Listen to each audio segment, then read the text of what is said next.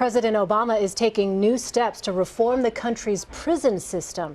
He announced a ban on solitary confinement for juveniles in federal prison. The president says the practice is used too often and can cause serious psychological damage. CBS News Justice reporter Paula Reid joins us now from Washington. Paula, great to see you. What are the highlights of the president's ban? Here, the president wants the federal prison system to reform its use of solitary confinement. He's calling for a ban on the use of the practice for juveniles. And then he also wants them to severely limit how they apply this to low-level adult offenders. Of course, the majority of prisoners in this country are housed in state facilities, so this also serves as a message to states across the country on how they can reform their use of solitary confinement. And we've already seen about a dozen states reform their practice of solitary confinement just in the past year or so. So again, this is a message in his last year in office to states across the country, to the federal prison system, telling them we can't use solitary confinement the way we have. It's not effective, and it's dangerous psychologically. Paula, why is he announcing these reforms right now?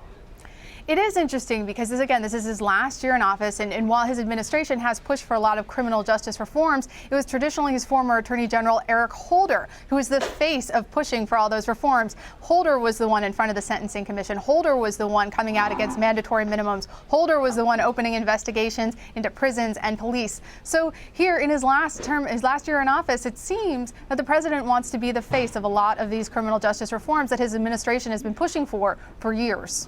Paula, why does this ban only apply to juvenile prisoners? Well, the reforms apply to all the federal prison inmates, but juveniles are sort of the headline here because there's an outright ban on the use of the practice as it pertains to juveniles. But it also applies to low-level adult offenders, and there are 50 guiding principles that the White House has put out here in talking about all the different ways that this can be used. So it's not just juveniles who will benefit from these reforms. Paula, what are the financial implications here? Has President Obama set a budget for his reforms?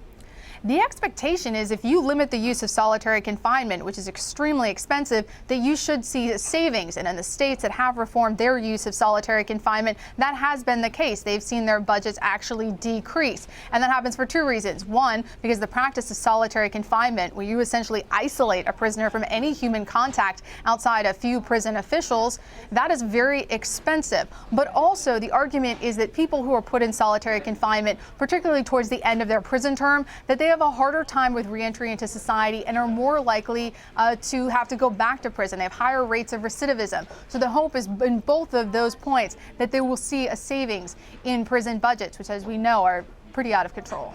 All right, Paula Reid for us in Washington. Thank you.